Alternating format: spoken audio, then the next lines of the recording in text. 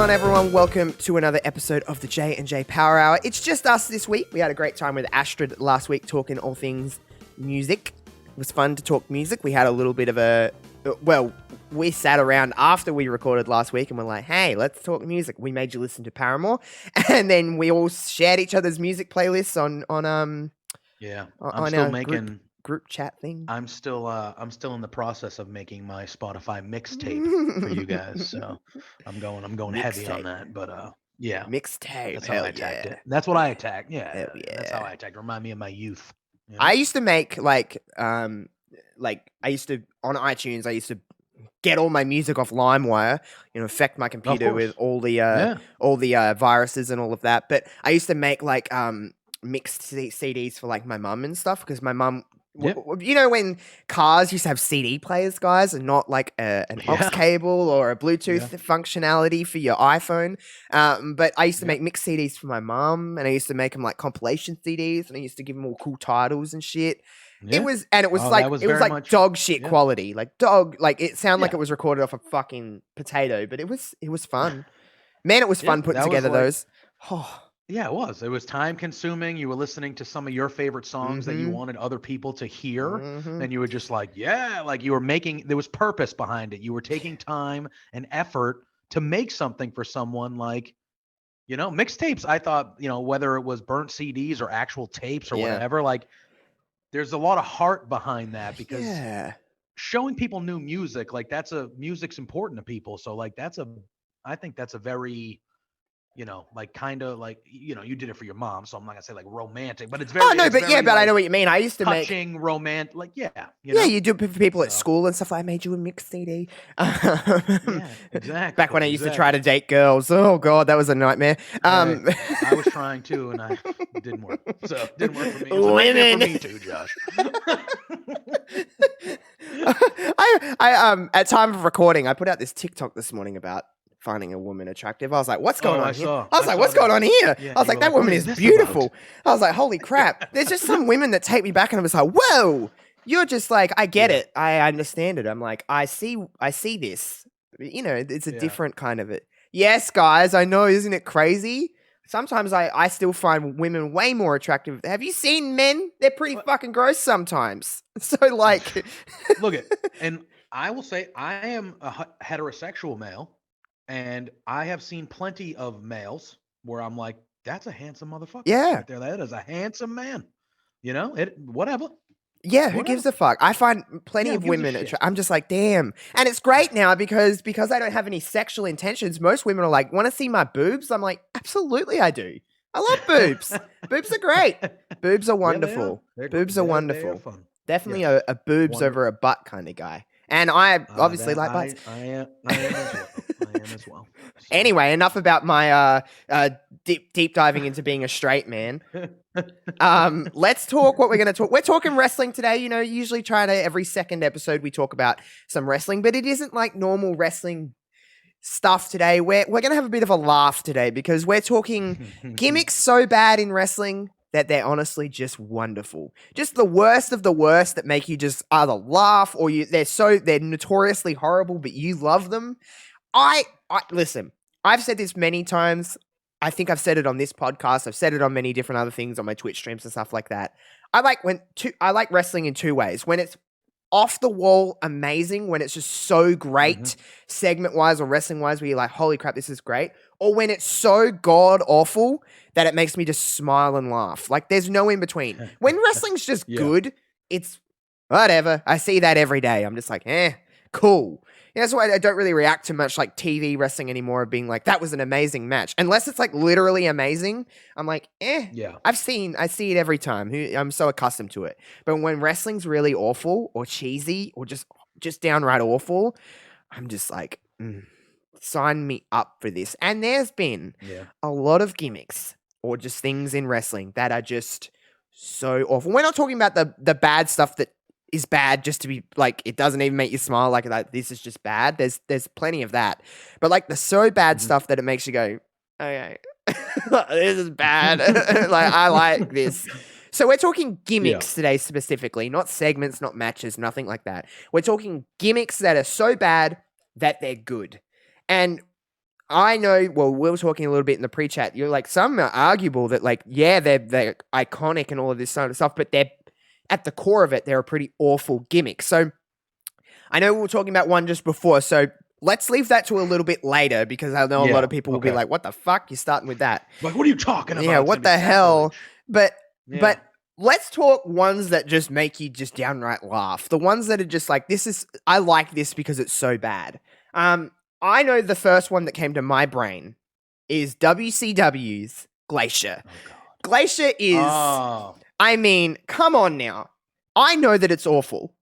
I know that it's downright just, he's Mortal Kombat, basically. It's Mortal Kombat. It's all of that kind of stuff. It's Sub-Zero, but it's so just bad that I love it. Like, I truly get joy out of Glacier. I was a big time fan of Glacier. Like, I think a lot of people were. They were like, oh, he had the cool, like, it looked like it was snowing entrance and it was like blue light and he'd come out and he had the mask that was like just like over his nose and oh man. Do you remember the vignettes for Glacier?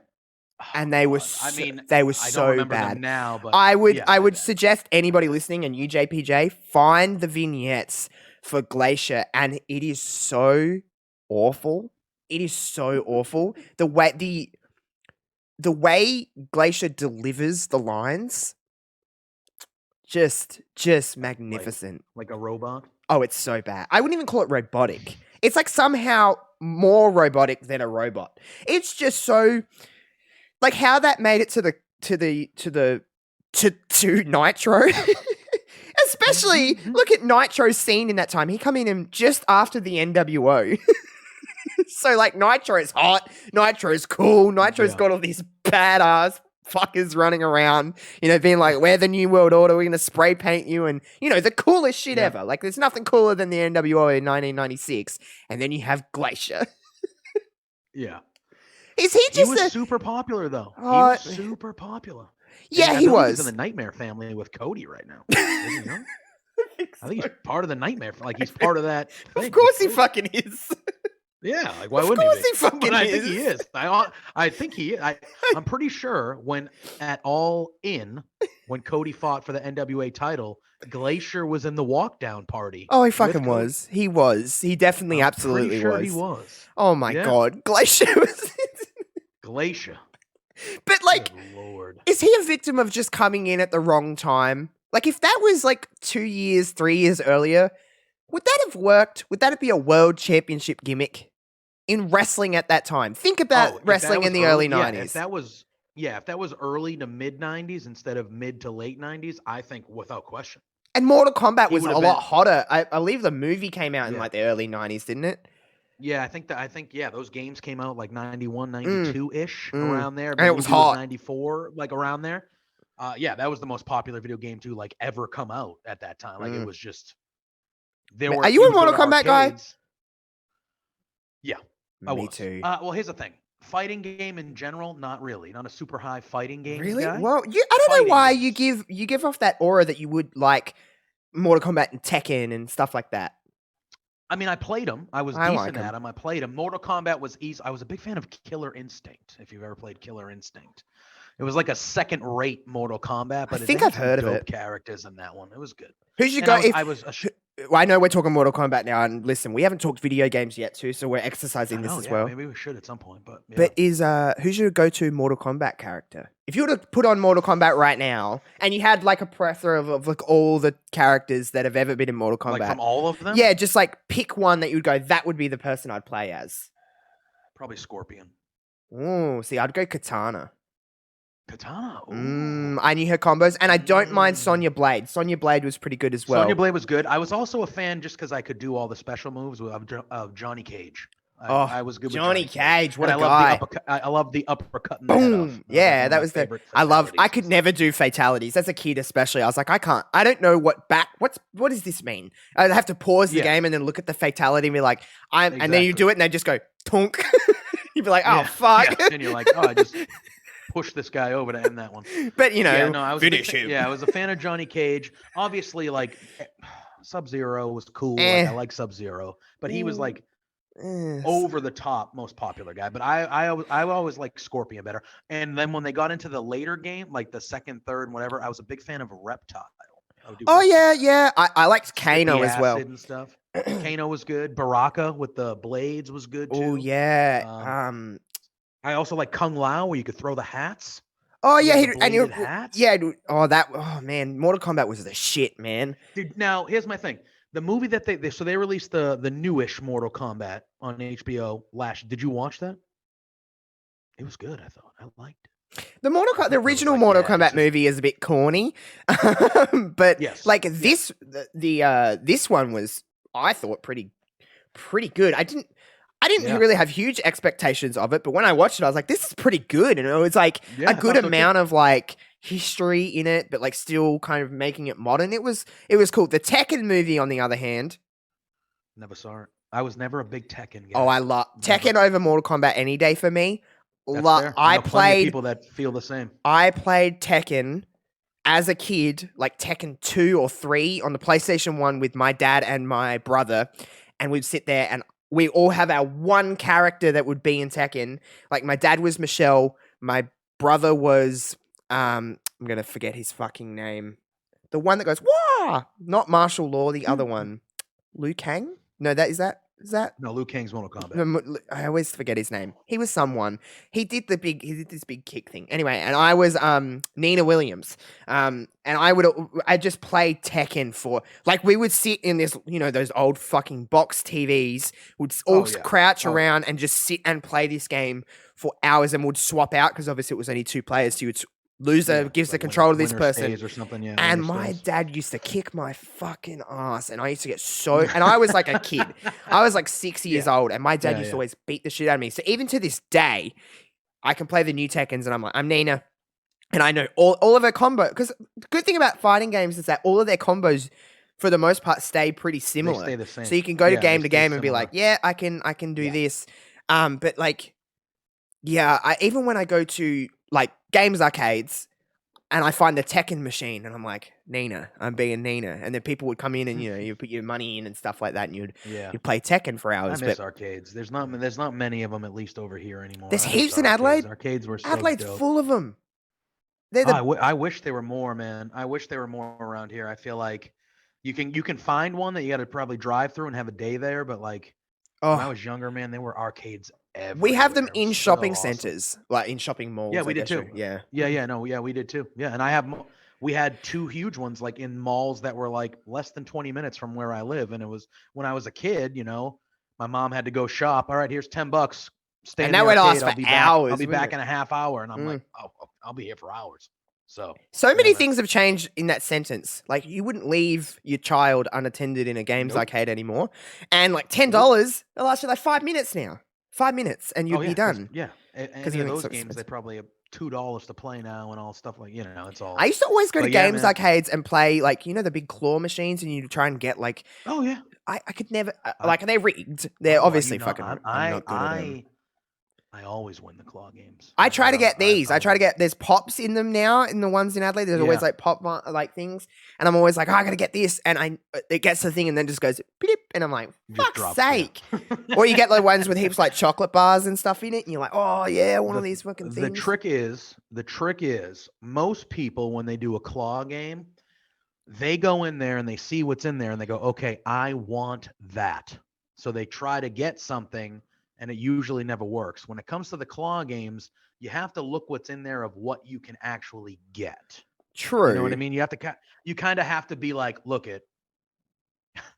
there's things in here that I want more than this, but this is a gettable thing. So either I get something or I spend all my money and not get something. True. Yeah. So I feel like you got to kind of compromise and be like, I don't want the bouncy ball, but the bouncy ball I can get instead of the Funko Pop. So I'm going to get the fucking all right. You are right. But I mean, at the same time, I really want that Rachel Green Funko. Exactly. Like, I mean, it's like, come on. That's where they get you.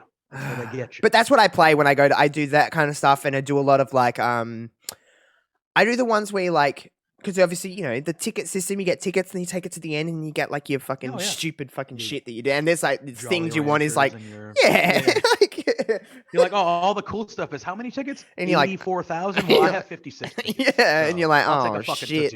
I'll take a Tootsie Roll. Thank you. But I play the ones with like the basketball and stuff like that.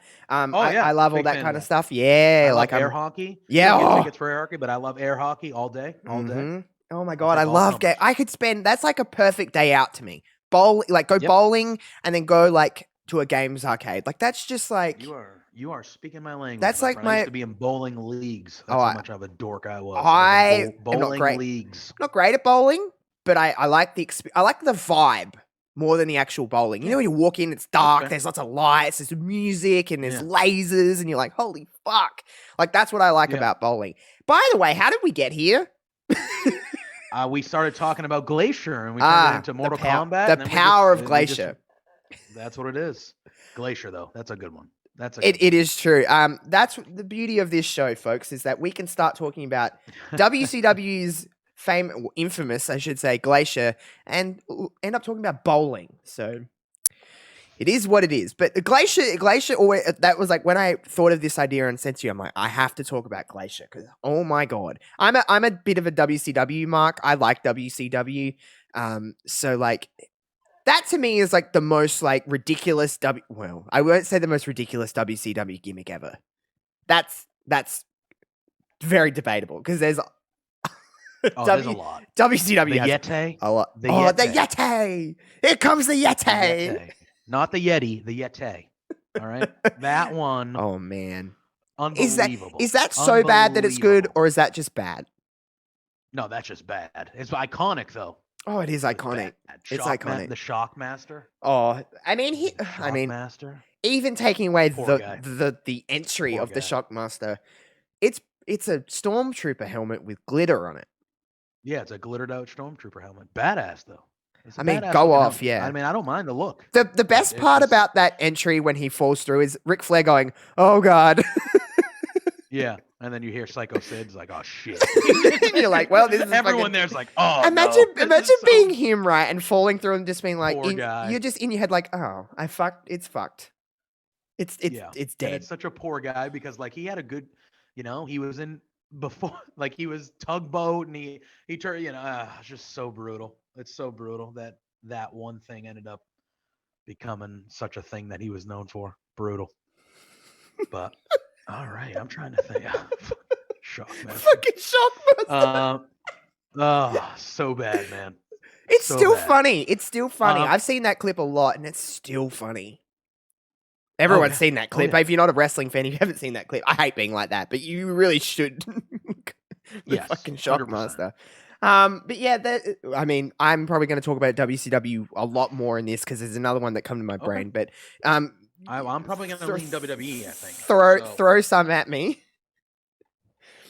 I'm gonna start with Attitude Era. Oh, I think there's a lot we can dive into. This guy. You know what? You could literally full stop it there and be like the Attitude Era. Yeah, the Attitude Era, all of it. This guy, not from a personal standpoint, doesn't seem like the greatest individual, but I'm gonna talk about Val Venus. Hello, ladies.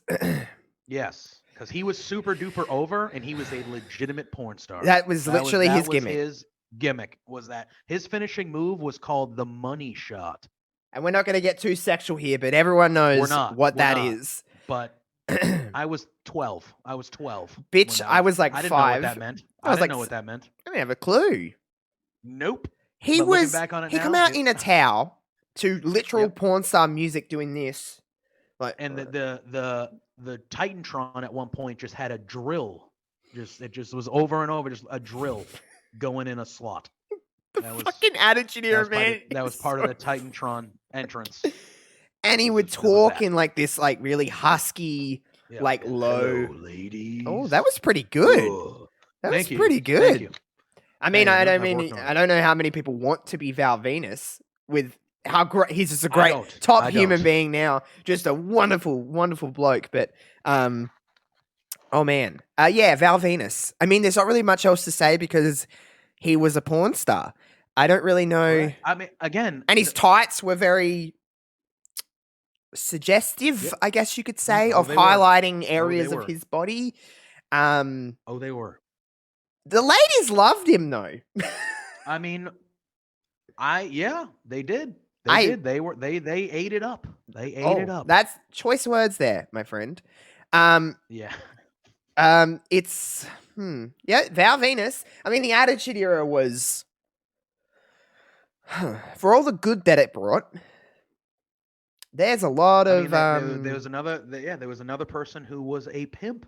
The Godfather was a literal pimp. He had Literal hoes. pimp. He walked down with hoes. They were implied to be prostitutes. Yes, correct. They were the hoe train. Hey, Hall of Famers have been hoes. Lita was a hoe. Yes. Oh man, that sounds awful. But Lita was Lita and she was a hoe. That's how she started. Victoria. She was Victoria a hoe was a hoe. I did know about Victoria. I did not remember Lita. Yeah, Lita. I didn't remember Victoria.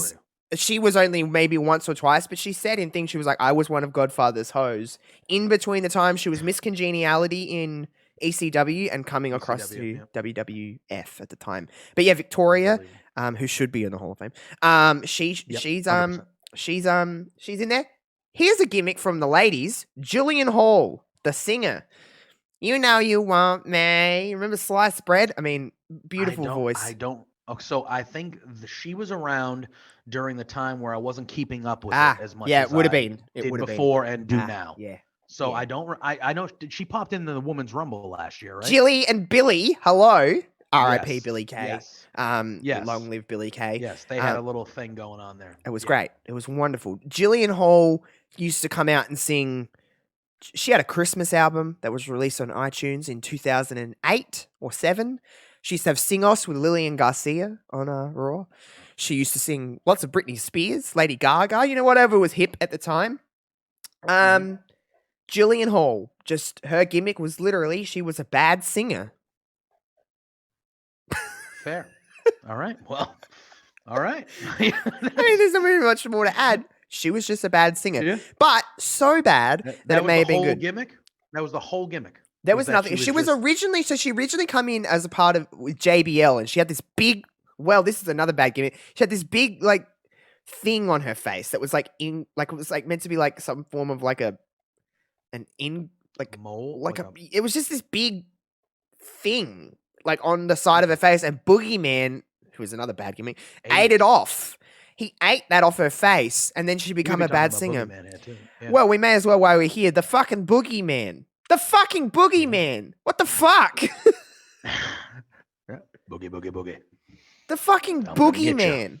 But I mean, if he was to pop back up every now and again, I'd lose my fucking mind. He still does, though. I feel like he pops up every 4, 5, 6 years. He just I'm the Boogeyman, up and I'm coming to get you. Puts the clock over his head, eats the worms, and everyone's like, "Yeah!" Eats the fucking and then he goes worms. home and he just goes away. I don't understand. Lord, Wrestling is so fucked. And I remember early '90s. See, I don't. We're talking about more bad gimmicks as opposed to bad gimmicks that actually became good, you know. But I mean, the Boogeyman. What is good in wrestling? You're gauging it via reaction. The Boogeyman still gets a react. Right? If he come out today, he would get a reaction. 100. Oh yeah, and it is so bad. It's awful, but it's so awful that it's I find the humor in that at least, so find it good. I find the Boogeyman funny. Yeah. Jillian Hall, I find funny. Val Venus, is just ridiculous. It's it's so just crazy. 3 count. 3 count is one of my favorite things in wrestling ever in WCW. Sing along with 3 count. 1, 2, 3. It was the best. And they had fucking Tank Abbott with them. Oh my God. The fucking MMA fighter. And yeah. 3 count was what? Shannon Moore. Who was in that? Gregory Helms or Shane Helms. Well, Shannon we can Moore talk about him too. And what's his name? Evan Courageous. I don't remember Evan Courageous. I know he had the long hair and he had 60,000 abs. All right. Yeah, I think I remember the picture. They had they're all talented dudes, but they were a fucking boy band. Yeah, I mean it was the time, right? NSYNC, Backstreet Boys. It was that time where boy bands were in. 3 count. And then Gregory Helms went on to have another gimmick that we could talk about in this episode, the Hurricane. The fucking Hurricane was a superhero. He went superhero. We got one now. We got Nikki Ash doing the superhero. No. She's almost a superhero. Almost, yeah. So is that better? Is that better? The Hurricane was actually he actually was a superhero. It all counts. I guess he's technically more powerful than Nikki Ash. When he beat The Rock, God. Fireworks. That was an all-time moment. That was huge. That promo when The Rock said he was shoving chicken McNuggets up his ass. And then he had that moment where in the Rumble he came out and with Triple H and Austin where he had them by the neck, and then they both looked at each other, and they were enemies at the time, and they both looked at each other and they were like, "Are we fucking what?" Like, what? And the crowd was going nuts. He fucking loved the Hurricane. Hurricane was it's amazing. Oh man, and he would like enter a room and he would go whoosh, and then he would enter and then he would leave and he'd go whoosh. Yeah, and what was this saying? He'd be like, "What you talking about?" Or he said something like that, and he'd be like, "Kind of." What's up with that? Cover his, what's up with that? And then he would do. Oh my god. Good stuff. Hurricane was great. I love the Hurricane. And then he had Super Rosie. He's a friggin' superhero. Like, you know, like. He had Rosie, like Super Rosie. He had Super Stacy. Yes, they were together for a little while. Oh my God.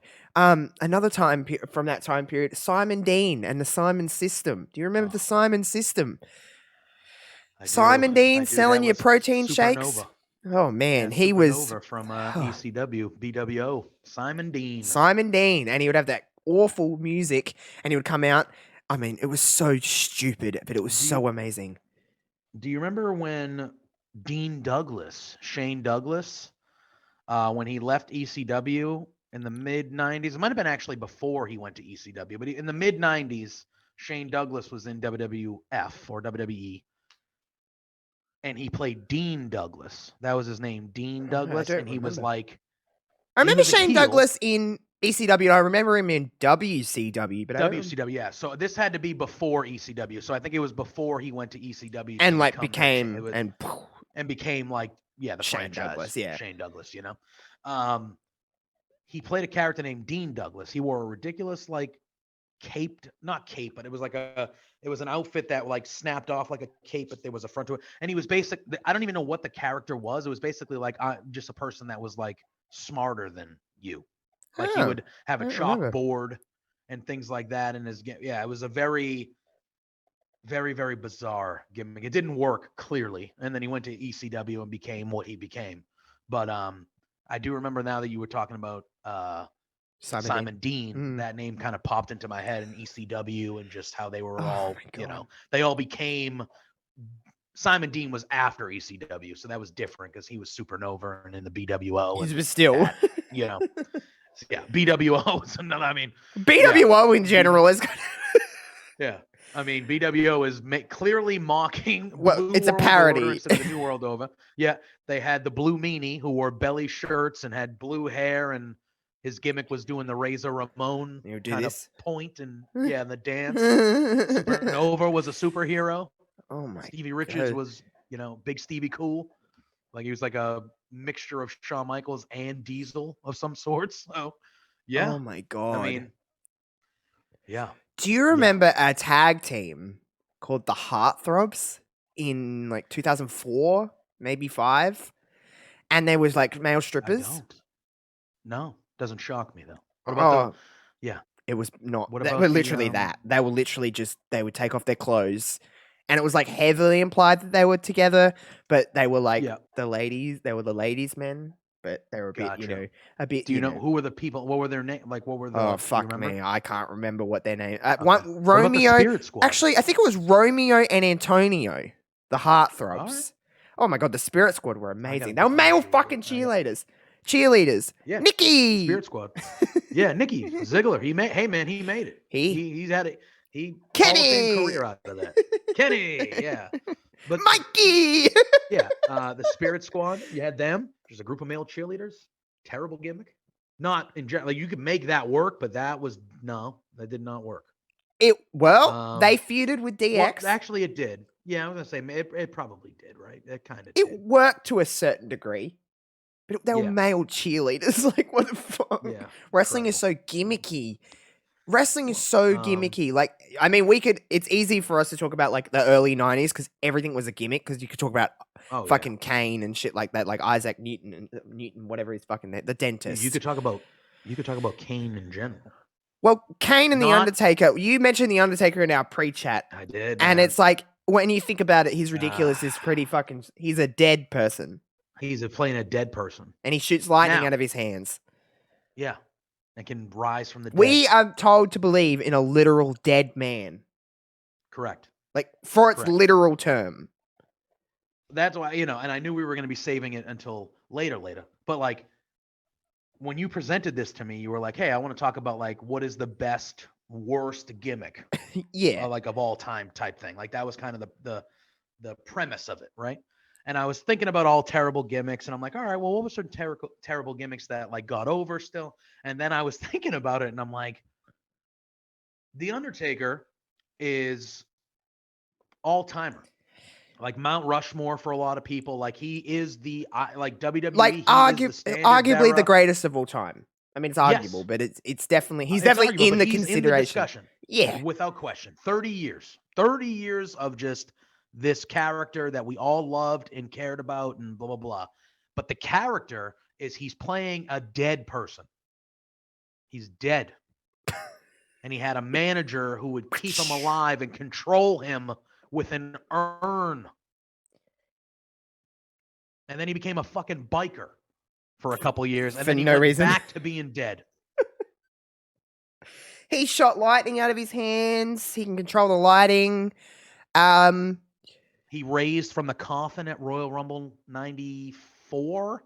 God, that's a bit before my time. He fought Yokozuna in a casket match. Oh, you should go back and watch that. He fought Yokozuna in a casket match. Coffin match, I think they called it back then. He lost. It took like 13 guys to put him in the casket. And then as they were wheeling the casket to the back, he, smoke and fire happened, and he showed up on the video screen, and he cuts a promo from inside the casket. Oh my God, that sounds like him. And then there was an explosion, and he literally rose from the casket up into the rafters. My God. Kane is also on the same thing. He shoots fire out of his hands. He electrocuted a man's testicles he had once. A voice box. He couldn't talk. My name is Kane. Yeah, yeah, and like I am a Rudy Poo candy ass. You remember when Rock did that? His character is that he's the Undertaker's brother who almost got burnt to death. Half brother who almost got burnt to, like, he's just like, that's not, I would make the argument it is the greatest story they've ever told. Oh, it is. Undertaker and Kane. Yeah. But the gimmicks, if we're just not the dudes, not because the dudes made those gimmicks Hall of Fame, like they're all timers. Yeah, right? yeah. But those gimmicks are trash. Oh, they're bad. With the core of it, we're talking about. We're not talking about them and whatever. We're not talking about the performance. We're not talking about them. But the gimmicks itself. Again, we're talking about stuff that's so like unbelievably just what the fuck. But it works because it's in the context of wrestling. We're not shitting on them, but like it's world. just like it's just what the hell. If that was in anything else, I'd be like, get the fuck out of here. Correct. Like it's just so awful. Even when you think about other things like we're talking about things that like kind of got over and became, what they were and stuff like that.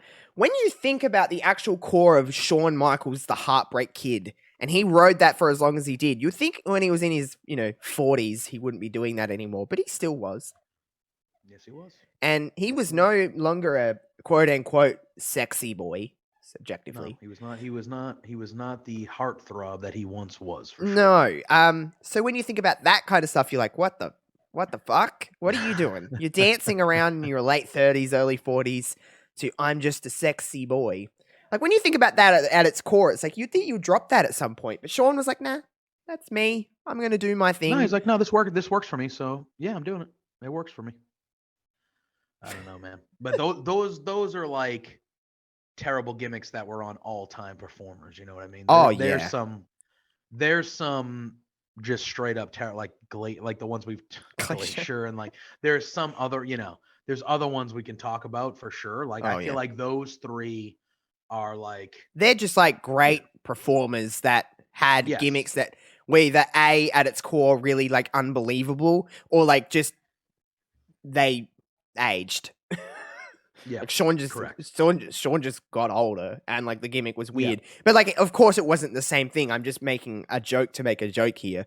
But like, it's Yeah, just. But Sean, when you think about it, you're like, what are you doing there, Grandpa? Yeah. Like, what are Yeah. you doing, bud? Like, Exactly. calm down. But do Exactly. you're the best of all time. Yeah, I would agree. Oh, Best man. ever. GOAT. Greater than Bret Hart. Oh, All right, we'll move along. Let's talk about other ridiculous gimmicks. Do you remember when Natalya farted? no. Her gimmick for a couple of months was she farted. That was it? Like every time? In matches, she was ripping? out. Yep, she would just do a big old Just fart. ripping. I'm not kidding. People were calling her the Queen of Farts. I wonder who came up with that one. Who do you think came up with that gimmick? Vince McMahon. He would be like, "You're a great wrestler. You know, it'd be funny if you fucking farted in the ring." I remember this match she had on SmackDown with Alicia Fox. I'll never forget it till the day I die. She hit a Michinoku driver. Did a cover like you'd hit a Michinoku driver and then kind of put their legs on the shoulders and do the whole like a victory roll. Up this way. And then Alicia Fox kicked out and then held her nose and ran away because Natty. Oh, she farted. She just ripped one. She just yeah. went, "Hey, I'm gonna fart." Won by count out, so got the win. Yeah. Works for her. But I remember this segment with her, Beth Phoenix, and they were doing squats. They were like this. And it went, Broot! And then Beth was like, and then Natty went, and Tyson Kidd was there, and she went, "It was Tyson." And then she ran away. And then Hornswoggle walked into the room and passed out because the fart was so bad. That would have made me laugh. That made me laugh now. It's so bad. It's good. It's so awful. It's so awful. It's truly, and I mean this when I say this, you know how I feel about Natty, JPJ. It's truly the most I've ever been interested in Natalya. When she was the Queen of Farts. When she was the Queen of Farts. She Did farted. somebody call her that? Did someone call her that? I did just now. Because that's a missed opportunity. That was a. I'm sure it would have went around. I don't know if it was on TV, but she was for a good solid month, maybe two, on SmackDown in 2012. Look it up. You'll find it on YouTube. She was farting.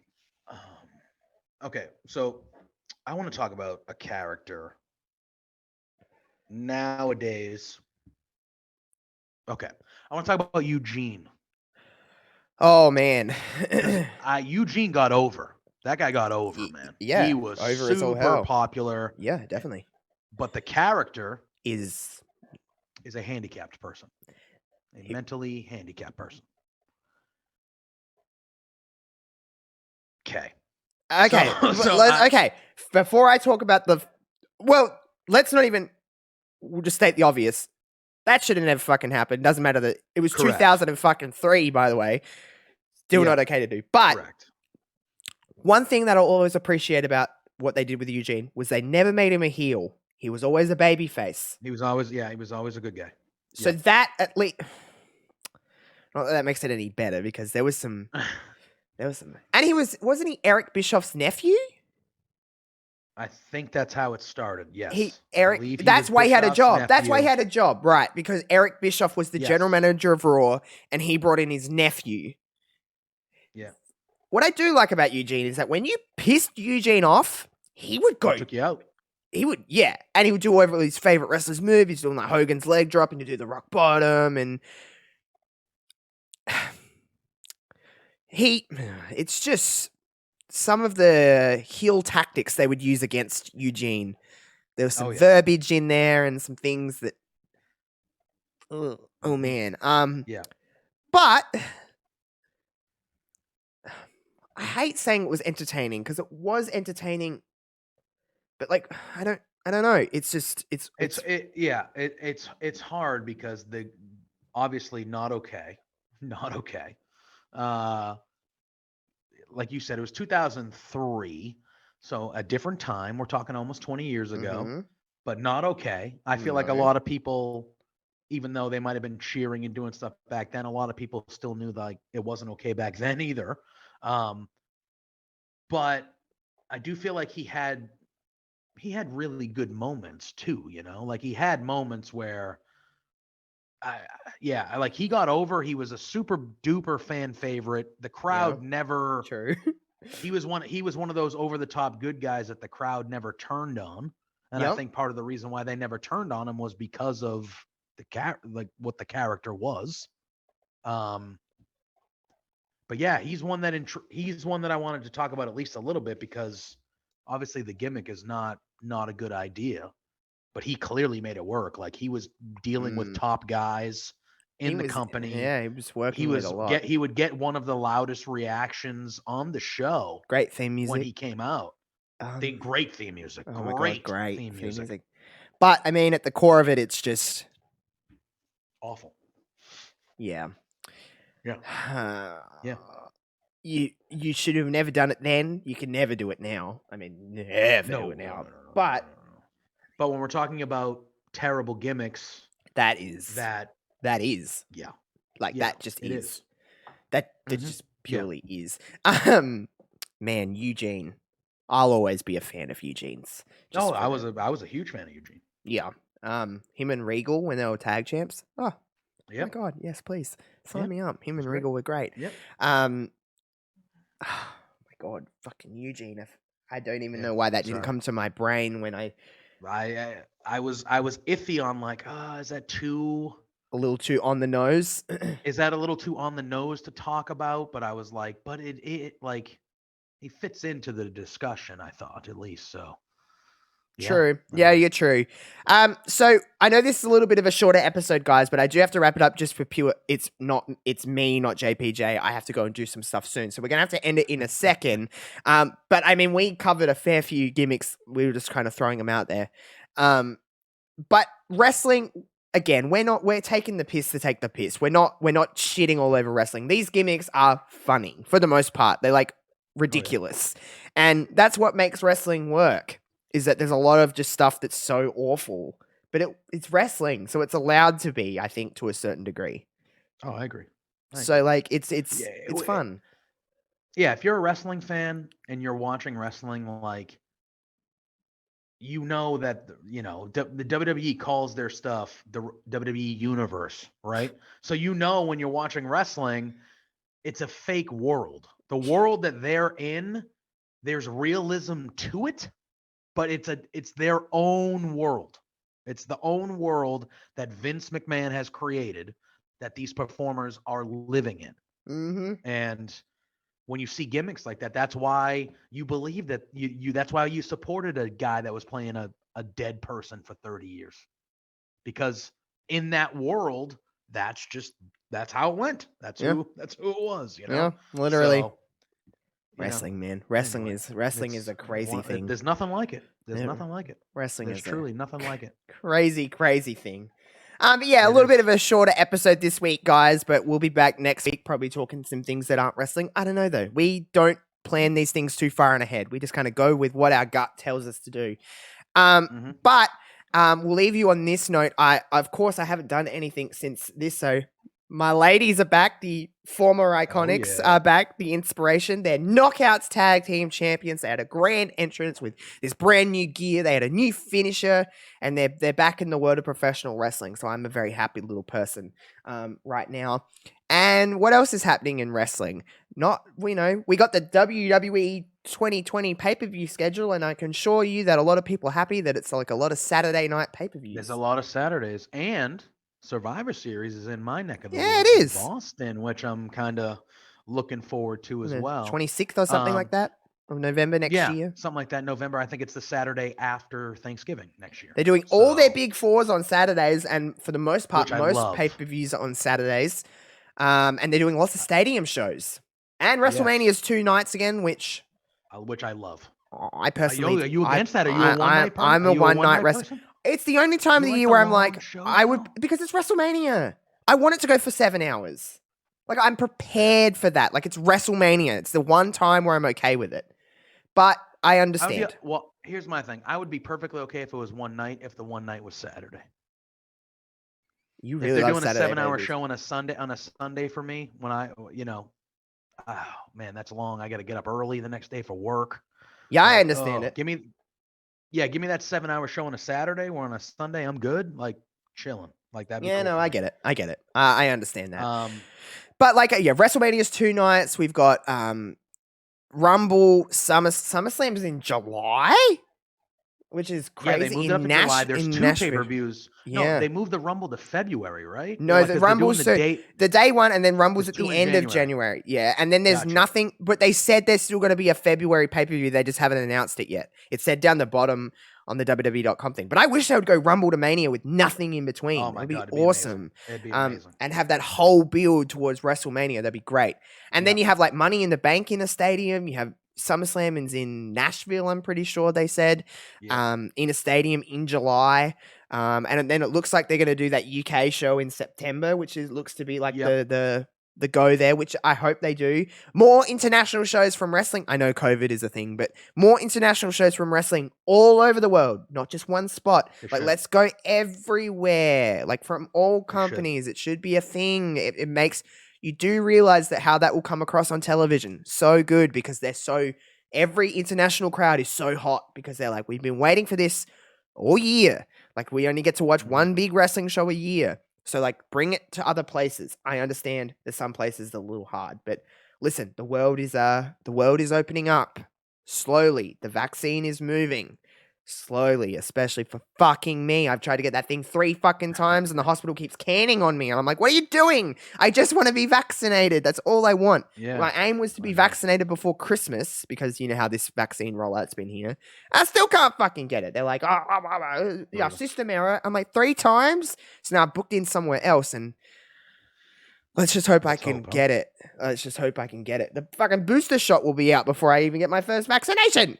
I just want to be vaccinated. But well. No. But anyway, that is going to do us here this week on the J&J Power Hour. You know our links. They're all in the description below. Our Twitter handles are on the screen if you're watching on YouTube. If you're not watching, like I said, they're in the description of this show. Anything you want to specifically promote? Or are you just happy to say goodbye? Yeah, nothing too crazy. Tonight, Love Wrestling, 8:30 p.m. Eastern Standard Time, Between Two Beards. But other than that, I'm just happy saying goodbye until we get after this again next week. Yeah. I will say, though, by the time this airs, I will already have gone, but I'm going to Dynamite and Rampage this week. Ooh, I'm really excited about it. Exciting. It's in Boston. In Boston. Yeah.